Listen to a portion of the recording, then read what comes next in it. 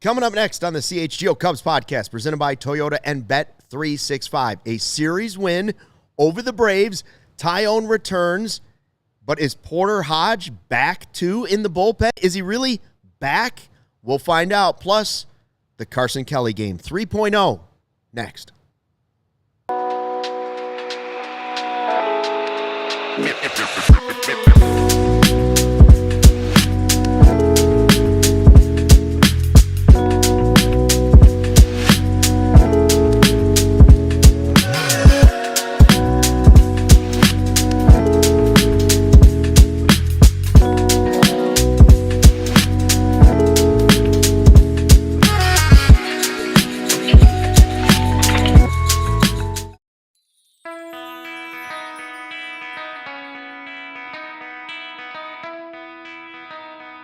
Hey, Chicago, what do you say? This is the CHGO Cubs podcast, driven by Toyota, Let's Go Places, and Bet365. Whatever the moment, it's never ordinary. Use code CHGO365 at sign-up. Well, that's a series win, and that is a close win.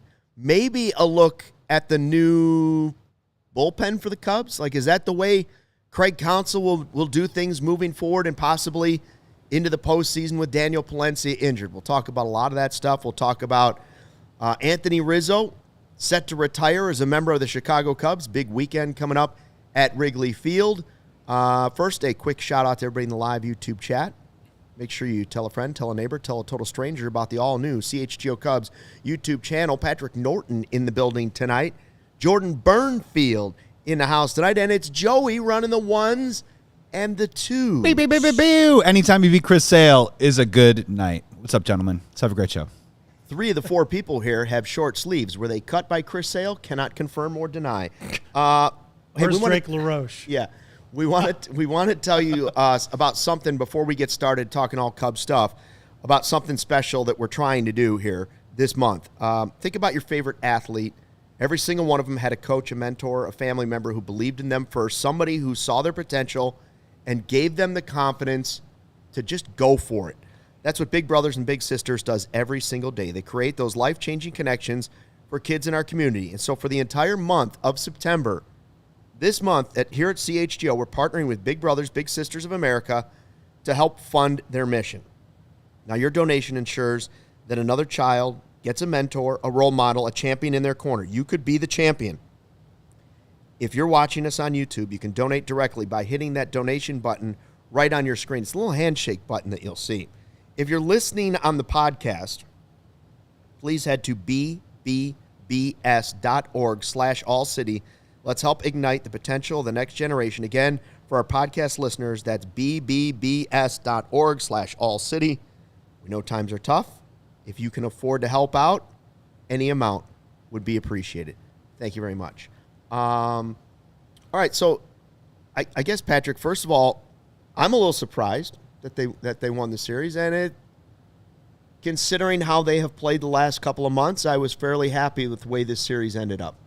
Right, and this Braves team, their record is not necessarily a great reflection of the team that they are.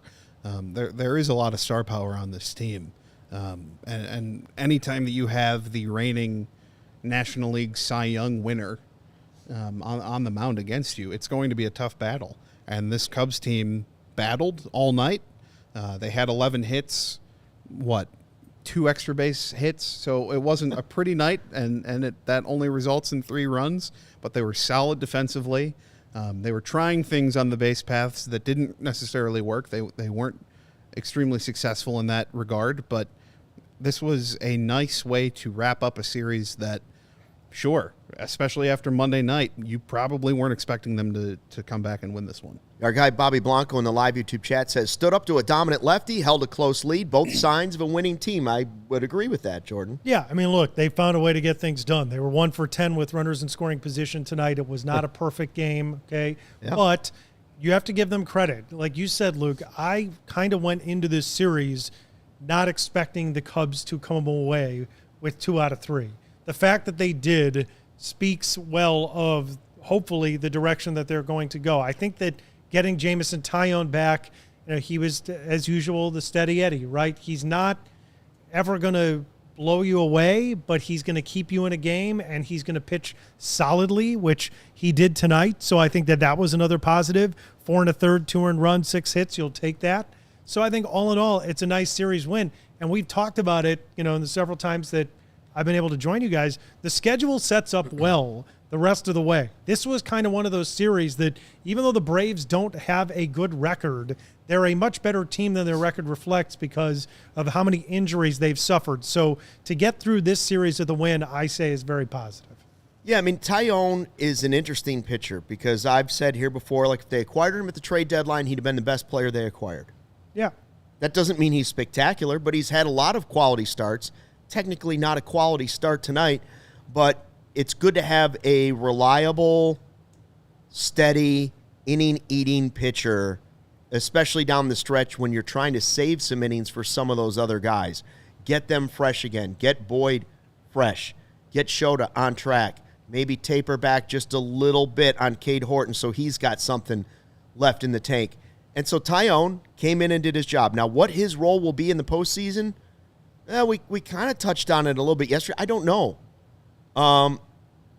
But I still think he's a useful piece in the postseason because he's somebody you can trust, right? If he's in, you're looking for your triangle of trust or your circle of trust or your trust tree or whatever you're looking at.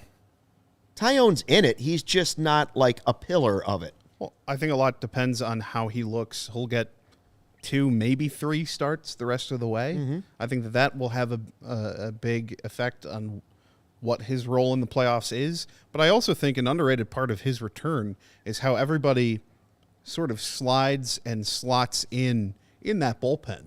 It allows Ben Brown to not be a 4-inning out of the bullpen type guy in mop-up duty, where you get to see him close out a game. Sure, it's out of hand yesterday, but where he can come in and just fire the ball for 1 inning of relief and look good in that instance. I think Pat, I was going to say, I think when you look at the trust circle, I think where Taillon fits in is probably as a key reliever, at least early in the postseason. Assuming that the Cubs have one of the wild cards here, they're going to play a 3-game series to start.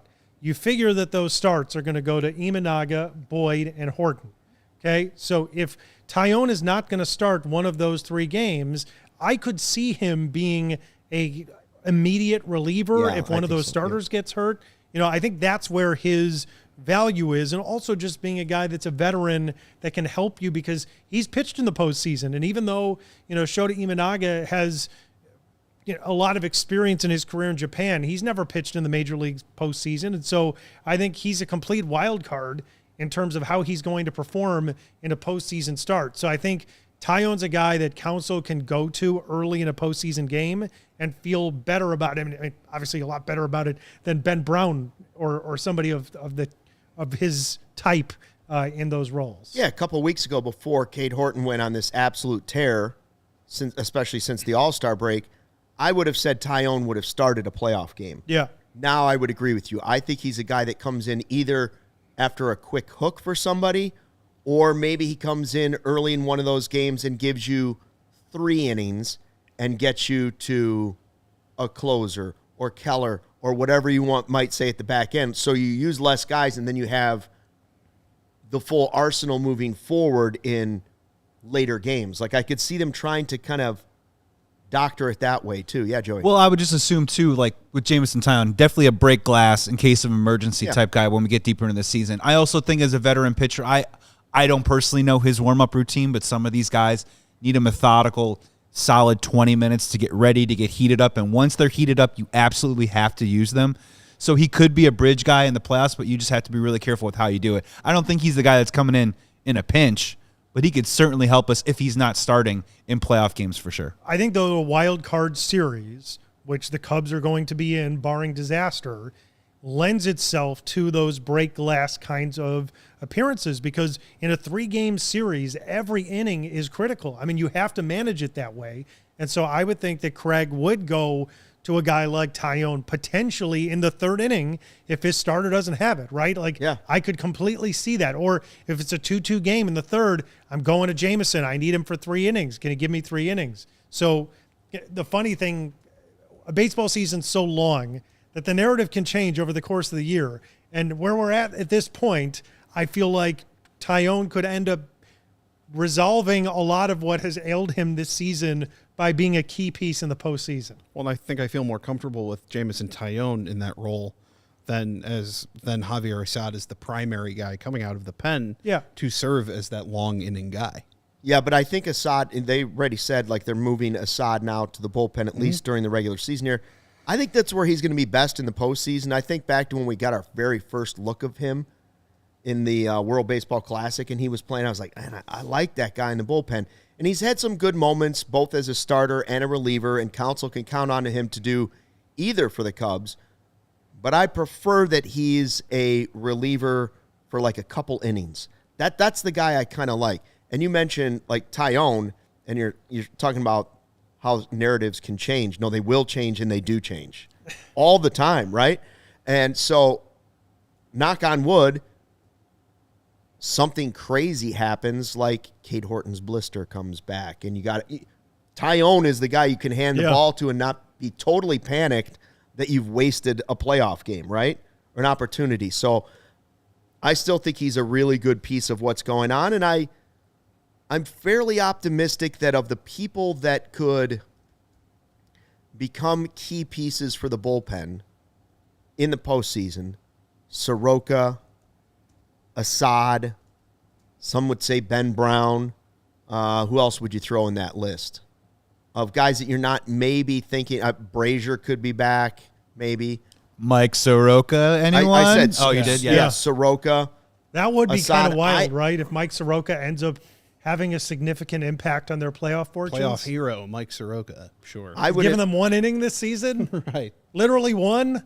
I'd feel best about Assad out of that group. Yeah.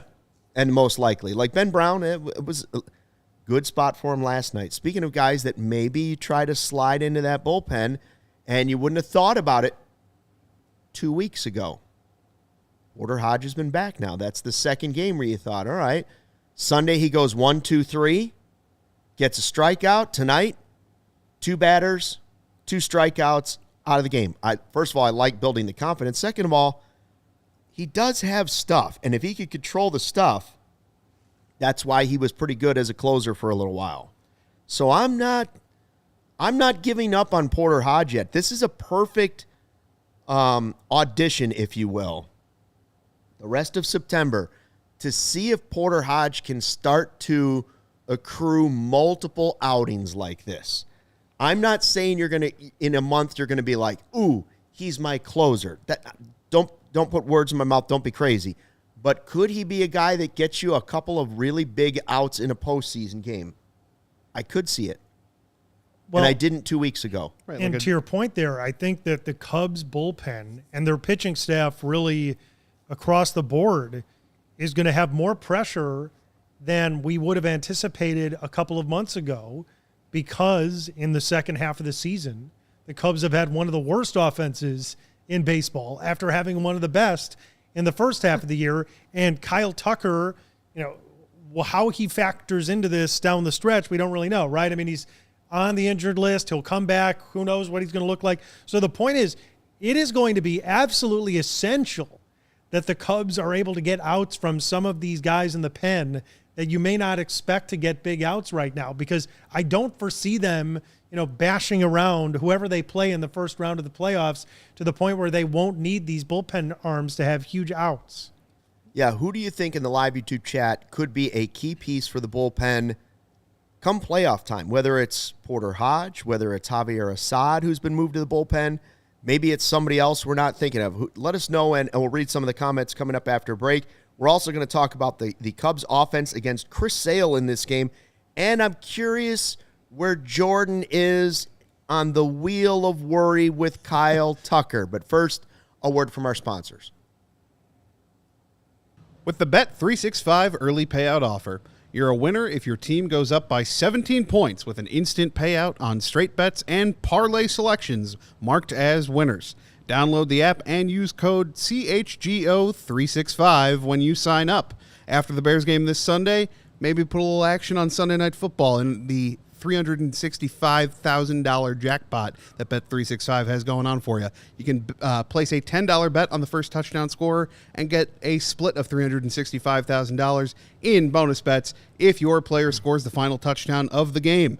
Breaking news from Bet365. New customers now get $300 in bonus bets when you bet $5, win or lose. Sign up, use the code CHGO365. Deposit $10 and place a bet for $5 to get $300 in bonus bets if your bet wins or loses. Bonus bets can be used on the spread, totals, player props, futures, and more. Whatever the moment, it's never ordinary at Bet365. Must be 21 or older. If you or someone you know has a gambling problem, crisis counseling and referral services can be accessed by calling 1-800-GAMBLER in-app only.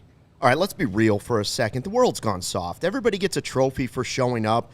Everything needs to be bubble wrapped. Soda used to have some kick. Now it's all about pretty colors and easy fizz. RC Cola is not a soft drink. It's just a damn good cola.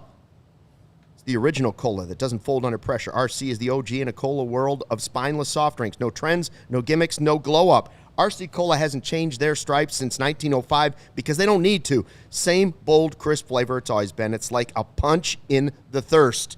Do yourself a favor. Grab some RC at your local store. Stock up for summer parties, fall parties, back to school, or just watching a football game or playoff game. RC Cola is the move for whatever you are doing. Cubs win 3-2 here with Patrick Norton and Jordan Bernfield and Joey Christopoulos. I'm Luke Stuckmeyer. We had asked before the break who might be your surprise player for the bullpen that could make a contribution in the postseason. And our guy Shane Newbank says Rizzo is a dark horse to help the bullpen. We will get to Mr. Rizzo in a moment, but he is, without question, the greatest reliever in baseball history. Struck out Freddie Freeman. He sure did. Today it was Chris Sale on the mound, and that, by the way, Sale is a guy that I wanted the Cubs to convince, even though he was hurt. Convince the Braves. He'll never be the same. Trade him to us. Here's some prospects. Boy, he would have looked good. However, tonight, Cubs did get 3 earned runs off him in 5 innings, 9 strikeouts. I believe he struck out the first 8 batters. If not, I thought he was gonna go Kerry Wood on us. I was a little worried. It was like struck out the side, struck out the side, struck out the first 2. But he didn't. And Nico was the guy that really had his number. 3 hits. I love Nico, especially obviously against a lefty in the leadoff spot, but I'm now fully on board with Nico is our leadoff man. The Busch experiment is over. I could see a scenario where Happ is the leadoff man if things go great the next 3 weeks by the postseason. I think that's actually the ideal scenario, is that Happ would get on a heater and you would put him in the leadoff spot. But I'm also totally okay with the season that Nico has had, just saying, man, go give me good at-bats at the top of the order. He's not a prototypical leadoff guy necessarily, but I love him there. I would like Nico in the top spot because he makes consistent contact.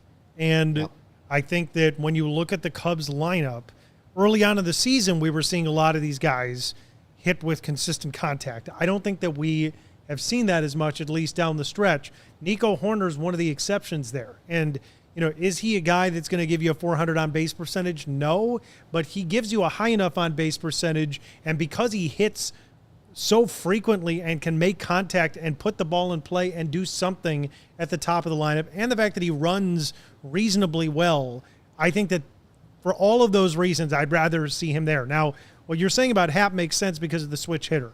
But to me, yes, Happ walks. Yes, Happ gets on base, but there's too much swing and miss there. And so I'd rather have a guy that's going to hit me a single, has a chance to steal second, and Nico Hoerner, than a guy that's going to walk and then strike out twice. But when the Cubs offense was at their best, that's where he was at.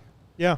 Well, so if they could ever get back to that, maybe that's the formula eventually. But right now, I wouldn't move him there. Yeah. What do you think, Pat? Like, you like Nico as the full-time leadoff man? I do. Or are we going to do game by game? Oh, roll the dice. I like him as the full-time, and part of the reason why, too, is I'm a traditionalist when it comes to the lineup building. Mm-hmm. And not only are you getting the contact, you're getting someone who has a good eye at the plate as well, and you're also getting like top quality speed. And I think the speed factor is something that is lost when you throw. Even Ian Happ is a fine base runner, but not a quick guy. Or Michael Bush. You lose that edge, and it's why so many people have wanted to see Pete Crow Armstrong in that top spot, but he just doesn't get on base with the same rate to justify that. So that's why I like Nico in that spot, and I feel like we've been campaigning for that for quite some time. Well, and it's also a little bit of, at this point, it's so deep in the season, and we've gone 12 rounds with all these different people in our lineup of like, who's hot, who's not, can we get him back on track, can we get him not back off track? You know what we haven't had that conversation with this year? Nico Hoerner. Right. By far our most consistent hitter in this lineup, so why not put him up at the top of the lineup? And to your point, one more traditionalist maybe way to think about it is he's the only guy in the lineup that honestly isn't going up there to hit for power, isn't going up there to hit the ball over the fence. That's not his game. Even Matt Shaw tries to hit the ball hard and pull it. Nico Hoerner is just simply trying to hit the ball square and get on base. So why not roll with it for a little while and see how far it takes you? And the crazy part is, think about the way his season started. Off-season surgery, spring training. First during Cubs convention, we get a picture of him with this big apparatus on his arm. You're like, ooh, wait a minute. That's more of a surgery than I thought. Then you see him at spring training, and you're like, he's still not contributing in games. And you're thinking, then he's not ready for going to Japan. And prior to those injuries in offseason, everybody thought there was a good chance he was getting traded because the Cubs were going to have to mix it up, and you're going to have to trade one of your position players. And teams would find value in Nico Hoerner, and you had a second baseman who was very good defensively but gave you very little power. And so I count myself included, even though I've always loved Nico, I count myself as one of those people that said, I wouldn't riot if they traded him for the right player. Good thing they didn't. Good thing they didn't. He has been Mr. Consistent, and hats off to him for a great season. Second highest WAR on the team. Nico Hoerner, 5.6. And it's not just the defense. I mean, look, he is a limited player in a certain way, and I don't mean to say that as a negative. He just is. He doesn't hit for power. He can't hit for power. He has 6 home runs this season. As Joey said, and you're right, I mean, he doesn't approach at-bats consistently looking to drive the ball past 30 feet beyond the dirt into the outfield for a single. But he is a consistent and just skilled player all the way through. And I agree with you. Look, I don't know what it says about the Cubs that he has their second highest WAR. It's honestly probably bad that that is the case, but he deserves credit for being a very solid player. Well, it's the Moneyball mentality. It is the he gets on base thought process. And I think another part of that, too, is, especially when it comes to the WAR conversation, is you couldn't have guessed that before the season, and you certainly wouldn't have guessed it right before the All-Star break, I don't think, either. Yeah. And that's just kind of the way that things have transpired over the last couple of months. Tyler's saying in the chat, Nico is a rare commodity in today's Major League Baseball. Can I make a weird connection to football? Just because tis the season, why not? I've been thinking about Caleb Williams, like every Bears fan, a lot the last few days. Caleb Williams, for instance, would be well served to pull a little Nico Hoerner into his game. Do all the little things. Do the small things. Just be Nico Hoerner right now before you try to be PCA, before you try to be Kyle Tucker. What I want to see my Bears quarterback right now is I want that guy to play like Nico Hoerner, somebody I can depend on to make not only the average plays, but even some good plays. But you've got to get the basic stuff down, and Nico is Mr. Dependable over there. Am I crazy to think that, like, if I had to pull a baseball player comp, Caleb Williams is like a lot of different players on the Cubs. Maybe he's like PCA, but I want him right now to be like Nico Hoerner. And you could argue that 9 for 10 that Caleb Williams started with on Monday night was a lot of throws into the flat, right? It was a lot of Nico Hoerner style, right? It was a lot of dink and dunk down the field, not trying to take too many shots. Now, obviously, it turned out that he needed a little PCA or Tucker in his game because he was not seeing receivers downfield that perhaps he could have connected for a big play. But I agree. I mean, look, we sometimes take players for granted, like Nico Hoerner, because, they can have a 2 or 3 hit game and it's 2 or 3 singles and they make the plays that come to them and they're just solid major league players. But, I do think that he has provided them a lot of value. He is someone that's been on this team for a long time and seems to have the respect of his team, and he deserves some flowers. He's a good player. I mean, look, he's another one of those first-round picks at the end of the teens that has proved to be a very good draft pick by, the Theo and now Jed regime. I mean, all you can ask for when you draft a guy in the first round is that they are a regular contributor to your major league team at some point. You can check that box with Nico Hoerner. If Nico was on another team, a rival team of the Cubs right now, we would hate him. Right. Because he's constantly coming up and doing something small. You're like, man, he's that guy. Yeah. I figure other teams really can't, the fans of other teams really can't stand him. Did anybody know 2 extra base hits tonight? One was Justin Turner's double. Legging it out tonight. Congratulations. Yeah. The other, Carson Kelly's 17th home run. Speaking of giving somebody his flowers, there's been some bad at-bats and some big strikeouts the last couple days for Carson Kelly. I can't believe their backup catcher has 17 home runs.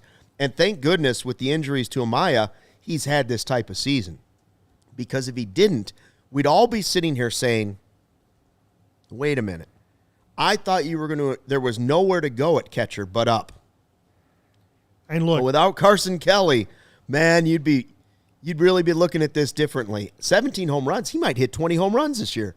If I told either of you guys before the season that Carson Kelly was going to, you wouldn't even. No, Jordan, I would not entertain it. No. You would never have even thought that was in the realm of possibility. I mean, honestly, I think we all expected that if Miguel Amaya was healthy, that he was going to play the majority of the games. He would be a solid offensive player, but mostly a defensive catcher, and that Carson Kelly was going to play once a week.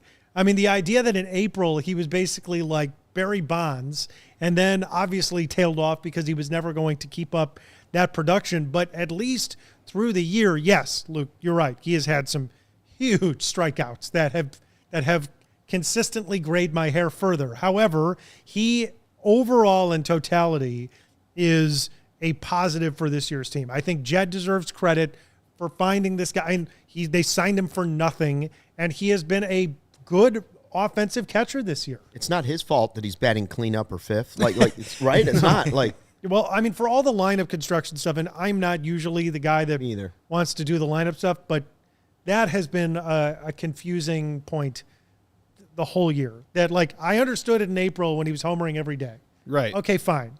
But basically since April, why is this guy batting fourth every game? Like, the on-base percentage, and obviously they were drinking the Carson Kelly Kool-Aid early on in the year of him thinking that this is who he was, and I'm telling you, Cubs fans, that's not who Carson Kelly is. The best part about this is it's nice to see him rebound and start hitting the ball hard again after having, I think, maybe the best stretch of his career. Those first couple months went kind of reverted back to the mean, and now he's hitting the ball hard again.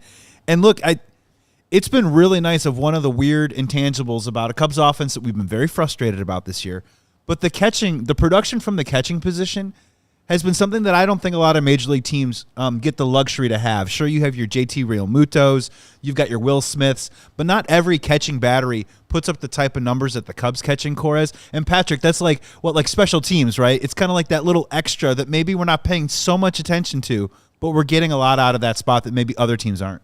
Right, and it's a position that, as Tyler kind of points out, they've had success from the catching position in the past, with the exception of the last few years, really without Wilson. Tucker Barnhart, to name Tuck. And I don't even want to try and rack my brain to think of who else has contributed to that spot. Yan Gomes. Yan Gomes had 1 year where he was defying age. Yeah, a great year. Yes. And then we went into the next year thinking, all right, so Yan Gomes is going to be a big piece of this lineup, and that didn't happen. Carson Kelly, I wouldn't necessarily count on being a big part of the lineup next year, right? If he were back. Carson Kelly's career high, by the way, is 18 home runs. That was back in 2019. That was his first year with the Arizona Diamondbacks. It was also his first year as an everyday guy. He did that in 111 games. Tonight was his 99th of the year with the Cubs. Interesting. All right. That brings me to a question as we head to break. If you're a gambling person and you had to parlay 3 Cubs players that would hit a postseason home run this year, would you include Carson Kelly in your parlay? Think about that. Let us know in the live YouTube chat. But first, a word from our sponsors. At Toyota's national sales event, they've got a long lineup of vehicles for summer fun. Hey, Cubs fans, Toyota has 25 vehicles available right now with all-wheel drive and four-wheel drive. Get ready for the fall with the RAV4, legendary versatility. The Grand Highlander's adult-sized third row is for real, and the Tacoma's wild side, that comes standard. From job sites to campsites and game nights, there's all-wheel drive or four-wheel drive Toyota to get you there in style. Find yours at Toyota.com or visit your Chicagoland Toyota dealer. Toyota, let's go places.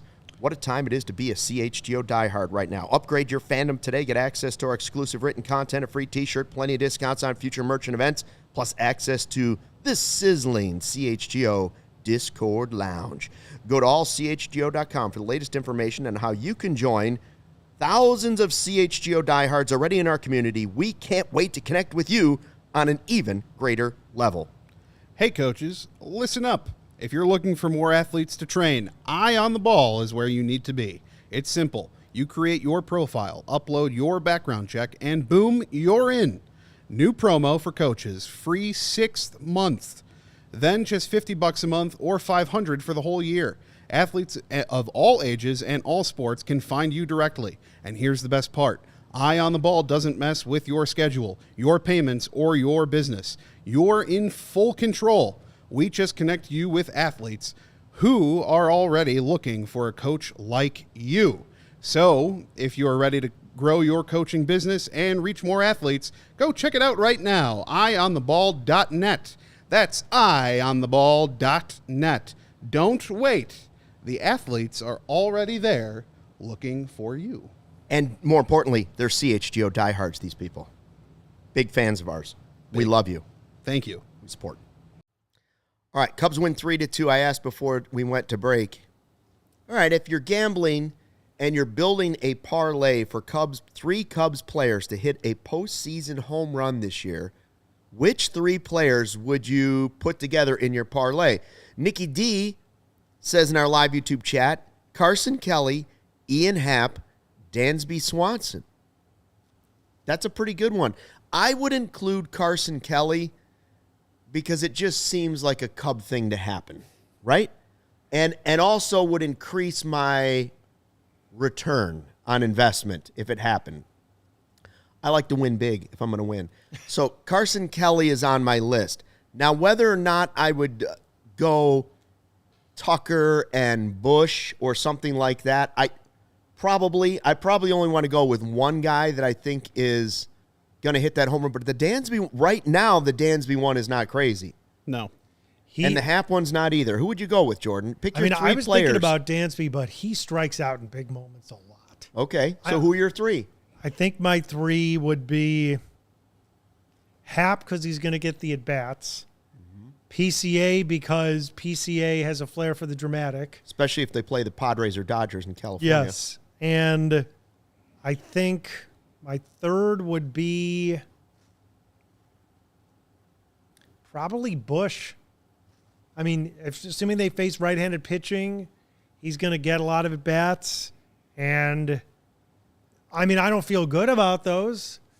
Right now it's hard to pick any Cubs to feel really good about for a home run. That's what's crazy. But I think that's probably my 3 with very low confidence. Well, and I think why Carson Kelly fits into this conversation so well was what was on display tonight, and that's a Cubs lineup that couldn't hit Chris Sale. They're down 1-0. You have this sense of dread of, oh my gosh, they're going to lose this series to this team that is under 500. And suddenly, who steps to the plate and rips one, I believe, in a full count maybe, and just right over the left field wall? none other than Carson Kelly. And that's I there have been several moments like that this year where it's just been the, I don't want to say unsung hero, but the unlikely hero. And Carson Kelly fits that mold perfectly for this Cubs team. KM is picking Nico, Kelly, and Suzuki. Says Suzuki is overdue by far. Real Dude 73 is picking Carson Kelly, Matt Shaw, and Michael Busch. Who would have thought Matt Shaw would make one of these lists a couple months ago? I like Not the in Matt Japan, you would've Shaw. thought that. No. Yeah, I like the Matt Shaw a lot, though, because what do we keep talking about? We keep talking about matchups and lining up your best guys to face the people in the middle of the order. And where is Matt Shaw? At the bottom of the order. And if he could sneak attack on a fastball in a playoff game, I like him yanking one down the line and over the fence a little, because he might not be facing their best guys, or you know what I mean, in some sort of playoff matchup. I like that one a lot. How much money would a Justin Turner, Carlos Santana, and Nico Hoerner parlay What was the make you? Powerball last week when somebody won it? Yeah. Almost $2 billion, I think. Yeah. I didn't win. Still here. I mean, look, it's not crazy to think. Even if you won? Okay. Yeah. I think Noted. if you won the Powerball, you wouldn't be my seeing Twitter much of would Luke be anymore. gone. There would just be vacant. Yes. And I would be long First gone. one to the Yeah. monthly Google Yeah. Meet meeting. Yeah. I think it's not crazy to suggest Turner, because Justin Turner? Justin Turner is going This to. is the craziest thing that's Okay. ever been said on this podcast. Carlos Santana would be All right, crazy. go ahead. Where's the Justin reality Turner spray? is probably going to get a big at bat in a postseason series, because I think Craig is going to look at it like this is a veteran who has been in these moments, who has been in a ton of huge games with the Dodgers over the course of his career. I can rely on him to give me a solid at bat. So it's not crazy to think he's not going to start, most likely. I mean, unless there's a left-handed starter, he could get a start in a postseason game. Oh, he better not, Jordan. I don't want to see Michael Busch on the bench in the playoffs, imagine- right? I agree, but Can I'm you just imagine saying, I don't Turner think it's rounding that the bases insane. like Kirk Gibson in a postseason? Yeah, I mean, look, I don't think it's highly likely, but could I see it? Yes, I could see it. I don't see it happening unless John Lackey is on the mound. Do you realize what's just happened? I asked for 3 names. Nobody said Kyle Tucker. No one said Seiya Suzuki. Nobody. Okay. Somebody did. Somebody put saying that said Oh, they're overdue. KM and- says and- Suzuki's So, overdue. look, I love Nobody KM, mentioned but- Kyle Tucker. Well, I mean, look, Kyle, you asked me about my worry meter with Kyle Tucker. Yeah, on the worry wheel, what percentage are you at with Kyle Tucker? Honestly, it's not that high, and the reason is I do believe that for them to advance in the postseason, Kyle Tucker obviously has to be on the field and perform. That being said, second half Kyle Tucker has been almost nothing offensively for you, except for against the Angels for 3 days. Okay? Yep. So day to day over the course of the last couple of weeks of the season, I would like to believe that Kyle Tucker would make a big difference in the lineup. The evidence is not there. So if he's there for the postseason, then fine, because obviously, like, you'd like him to get a few games before the playoffs, but I mean, this guy's played in so many playoff games. I don't know that that really matters. I think that's just going to be fodder that gets over-discussed. The reality is, yes, they need him to play. Am I worried about it right now? No, because he's done nothing. I mean, if he was out there, put it this way, it's probably better for our collective health as Cub fans that he's not out there stinking. So if he just doesn't play for a week, it gives us all a break, and hopefully he could come back and find something for an October run. I'm with you on that the sitting might be the best thing that could happen right now. So that doesn't impact my worry meter.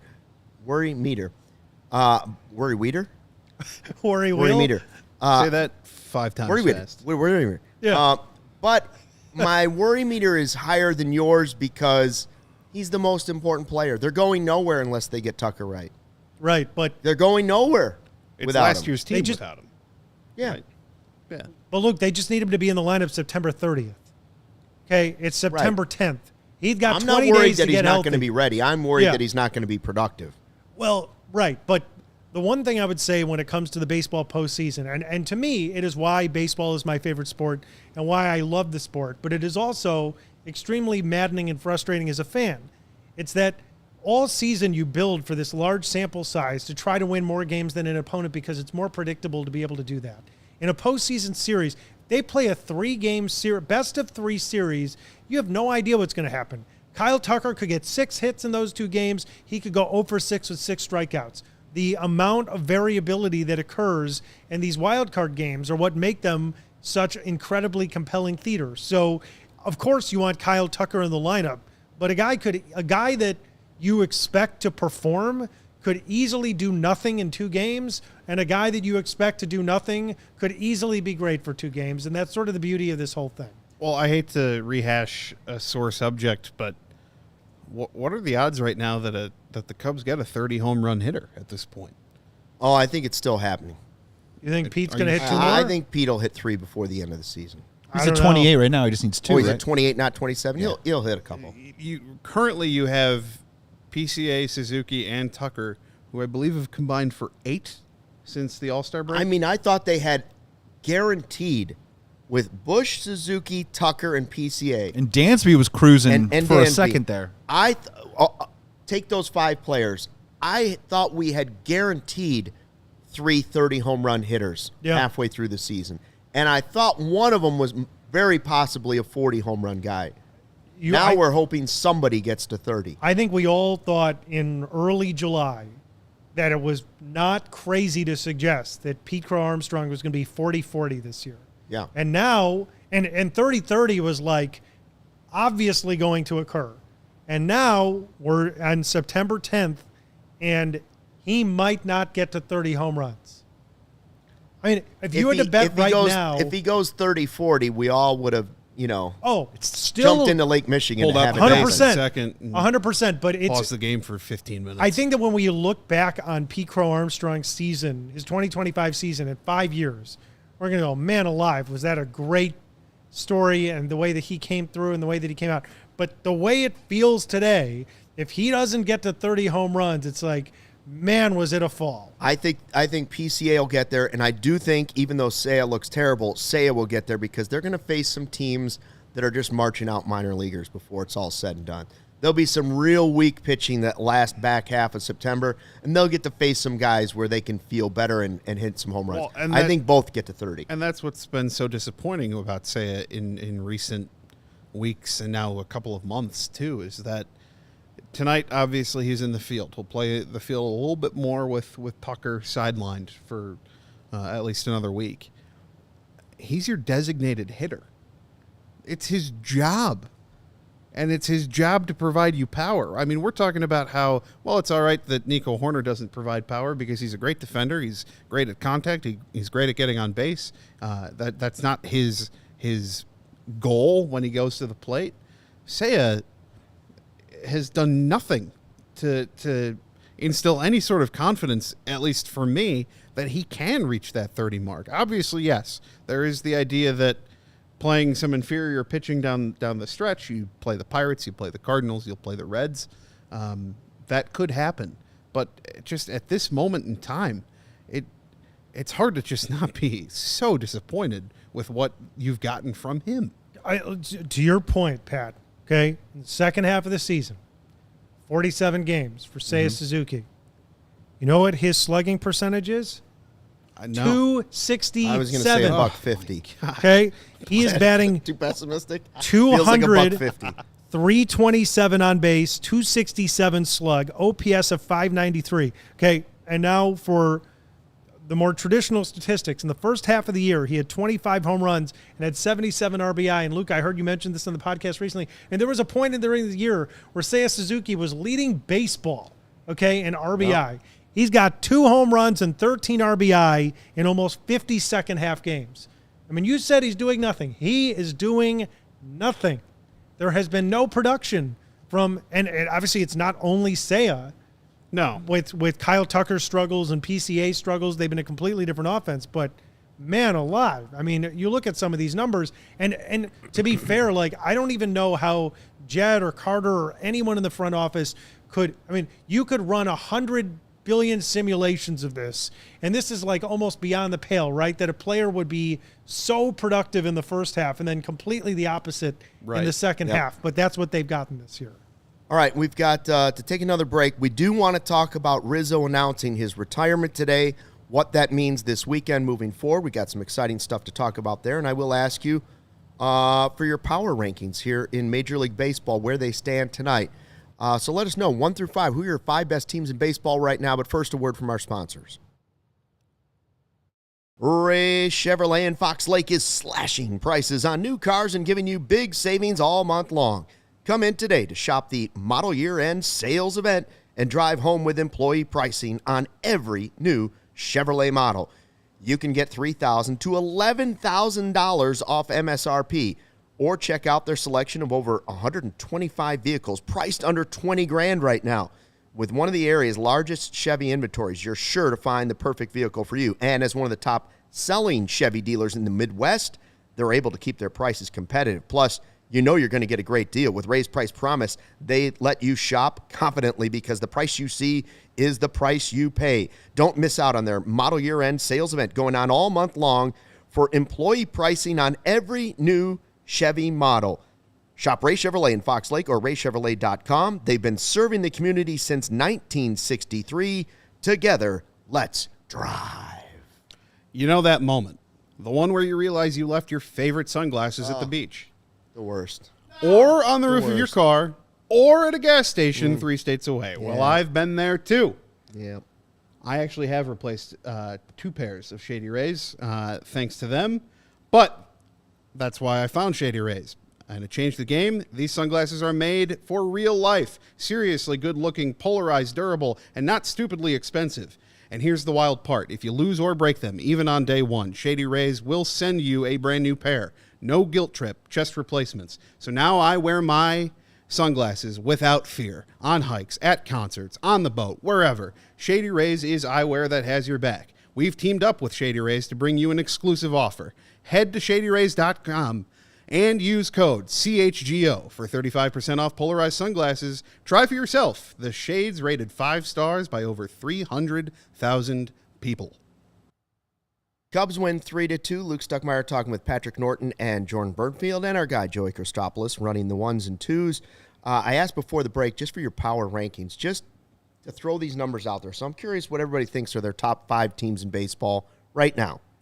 The Brewers have the most wins at 89. The Phillies are next at 86. Then you go to the Tigers at 84. The Blue Jays and Cubs, 83. Dodgers at 81, Astros 79, and you have the Mariners at 77. How would you put the power rankings, Jordan, for the top 5 baseball teams right now? Do the Cubs make your top 5? Right now, I know that their record would suggest it, but I don't know if they do. Just because if you look at their second half, they've been basically a 500 team. Mm-hmm. I mean, you could say the same thing about the Detroit Tigers as well. I think that right now the best team, or at least the scariest team to me, is the Phillies. Yeah. I think that Schwarber is having an amazing year, but it's not just him. There's so much firepower 50 on homers. that team. Ranger Suarez seems to find it in September every year, and he's doing it again. I think that Wheeler being out hurts a lot. I don't think that there's any great team in baseball this year, but I still think the Phillies probably are the scariest. Then I would say the Brewers. Then I would say the Dodgers. And then I would say probably Toronto. Mm-hmm. And then I think that my 5th team, I think would just be Houston, solely because even though Houston has lost 7 of 10 and they're not trending well, it just seems that franchise just locks in September and that they're going to figure it out. There's no evidence right now to suggest that they will, but I still think that because of their history that the Astros are just a tough team to knock out. I like right that now. list. Those are my 5. I like that list. I like the Cubs 6th, I think. If I had to put a power ranking, I think I have the Cubs just on the outside. Are you cool with his list? I like it. I think I'd probably have the Dodgers higher, and the only reason why is because I feel like in the playoffs in the playoff structure that currently exists in baseball, it's power and stardom, and the Dodgers have both of those things. They don't really have the pitching staff for it right now. They're a banged up bunch, but I just can't imagine facing or seeing that lineup card come out in the morning and thinking, well, we've got this. No, when it's all said and done, it's still you've got a guy up and down that lineup in just about every position. I just worry about their pen. I agree. I mean, look, Sure. I agree. The Dodgers, top of their lineup is ungodly, and Ohtani's the best player in the world. All agreed. But their pen, I mean, last year they got some big-time performances out of that pen, especially in the NLCS and in the World Series. And I don't know who they're running out there right now. They've just had a lot of injuries. It's been a weird karma year. But, yes, if the Dodgers lock in, they're the scariest team for sure. Yeah, I got to go. I'm just going danger factor here. The Dodgers still scare me. I'm going number 1, the Dodgers. Number 2, the Phillies. Number 3, look, we saw the Toronto Blue Jays. They beat us up pretty good. They got some good starting pitching. They got some thumpers in the middle. I'm going with them, number 3. And surprisingly enough, last time we did this, I had the Seattle Mariners as my dark horse. I'm actually going to move the Detroit Tigers back into the top 5. Ooh. Just because Scooble twice in a 7-game series. Casey Mize is having a really good year. And, Luke, I am going to put the Cubs in 5th. Oh, I'm going to sneak us in the back. Positive over here. Sneak us in the back here. No one can see my face. Yeah, well, I'm telling the truth. Nickname, I guess not. I didn't even mention the Rangers or Padres, but some people would say, or even the Mets, but we'll see how that unfolds. All right, so Anthony Rizzo says today, that's it. I'm officially retired. Going to sign the one-day deal with the Cubs. They'll honor him this weekend on Saturday. He claims he's going to sit in the bleachers for a game. Can you imagine the chaos of Rizzo in the bleachers? Well, we've already gotten Rizzo in the first row of the first base. I mean, they're going to have security all around him. Hopefully he's not bringing his infant to the bleachers Oh, yet. goodness, no. Yeah, No. don't do that. But, look, when I woke up to that news today, my first thought was, this is the right thing. Yes. Anthony Rizzo was the face of the best team in Cubs history. He is the face of the era that ended the curse.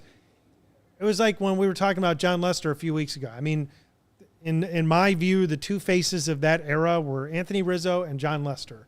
And Rizzo is sort of the modern Mr. Cub for the younger generation that didn't get to see Rhino play as much and don't maybe appreciate his career the way that we would, Luke. So I think this is great. I applaud the Cubs for doing it.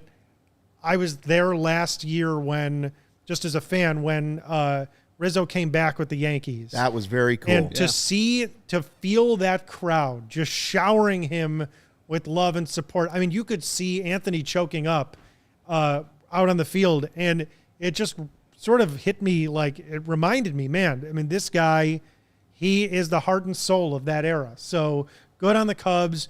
In a few years, you can give him his blue jacket to put him in the Cubs Hall. You can let him kiss babies and sign autographs for years to come at Cubs convention. I think it's the right thing. He's going to be a team ambassador. I was worried. There was just a little part of me that was worried that the departure and the trade and the contract stuff had soured him on the Cubs just a little bit. Right. That it wasn't going to happen. But I think this is just a guess. I have no inside information.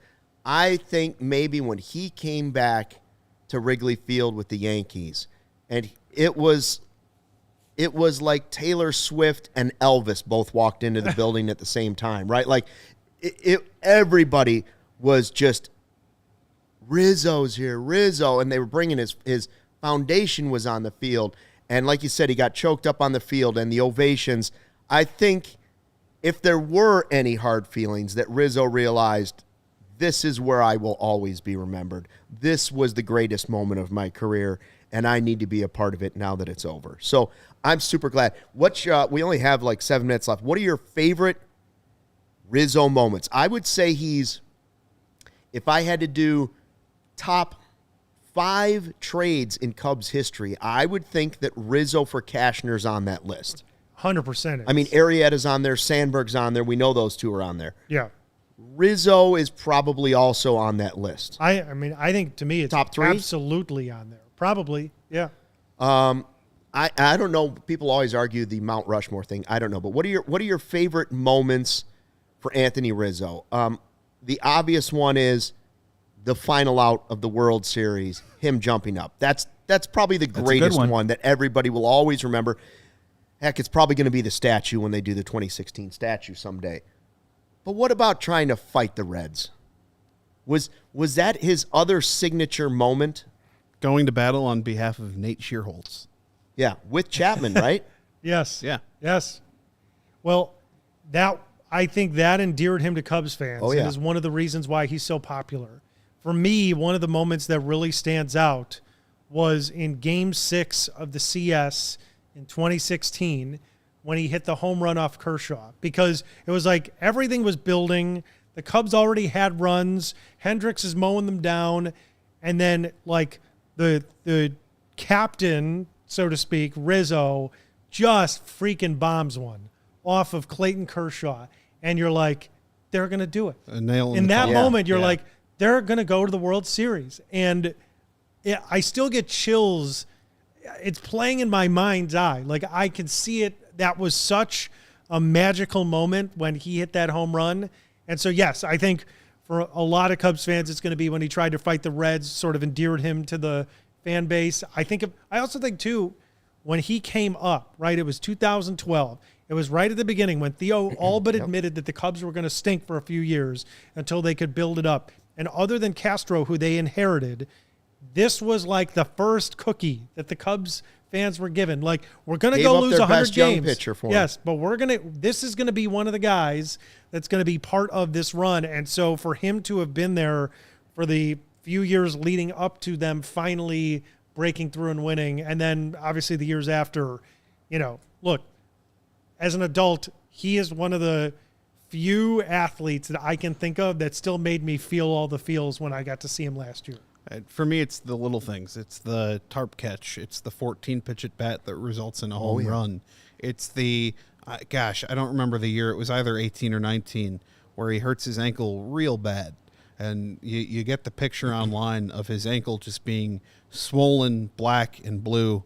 And he may have sat a couple of days, but in a pivotal game that they need him to come into, who's there? Anthony Rizzo, right up to the plate. And you know that he's available for the game. You don't know if he's going to get into the game. And that intoxicated walk-up song comes on, and everybody in the ballpark is into it. And those are just the moments that you think of.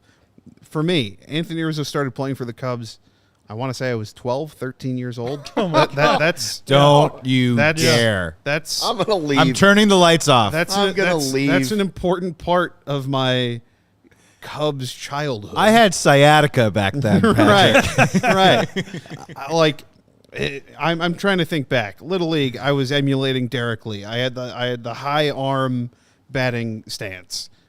But Anthony Rizzo, you would see kids or you would see people in high school just trying to be Anthony Rizzo at the plate. And it's why I loved playing first base. It's just all of those things. He is a hero to so many people, and it's awesome that he is coming back as soon as he's walking away from the game too. We will have our normal Friday 120 club on Friday. I'm hoping that is the game that Rizzo is in the bleachers. Now that would be a vibe. If he was a real sicko. If he was a real Mai Tai guy and Rizzo, right, now right. we're talking. Sitting right next to Bleacher Jeff. Yeah. Squeeze between Bleacher Jeff and Mai Tai guy and Braggs. Anthony Rizzo is helping him Google where the right fielder went to high school, right? Yeah. So he can razz him. Is Rizzo going to make a cup snake? Oh, a cup Exactly. snake. That's good. Yeah. Saturday, by the way, we'll have a special Saturday 120 club where we will meet at Murphy's Bleachers just like we do. And if people want to buy their bleacher tickets and all sit together on Saturday for the celebration, that will happen too. All of it's going to be a lot of fun. I think back to 2012 when right after they made the trade, they sent me, at that time I think it was Comcast Sportsnet, sent me to Iowa, drove in the car to Iowa to see Rizzo and interview him. So I interviewed Rizzo and Brett Jackson, and I can't remember who the Josh Vitters? Chris Russin. Chris Russin. Were the three players I sat down with talking about the future of the Cubs. And Rizzo looked right at the camera that day and was like, the future's coming, the future's now. And I was like, ooh, chills. Like, what? This guy gets it. How did he know that to say that? I had chills going back all the way to Chicago, and man, did he live up to the hype. Man, did he live up to the hype. Quick note, Carlos Santana and Anthony Rizzo, two first basemen who have as many hits for the Cubs this year. Oh, I thought you were going to say related. But no, not quite. Never mind. All right. Thanks to Jordan for coming in, Patrick as well. We will see you for that Friday 120 Club. Thanks for checking out the CHGO Cubs show podcast presented by Toyota and Bet365. We are back on Sunday with a live show. Corey and Brendan with a show tomorrow, and then all the Friday 120, Saturday 120 as well. Until then, thanks for watching, and as always, don't forget, fly the W.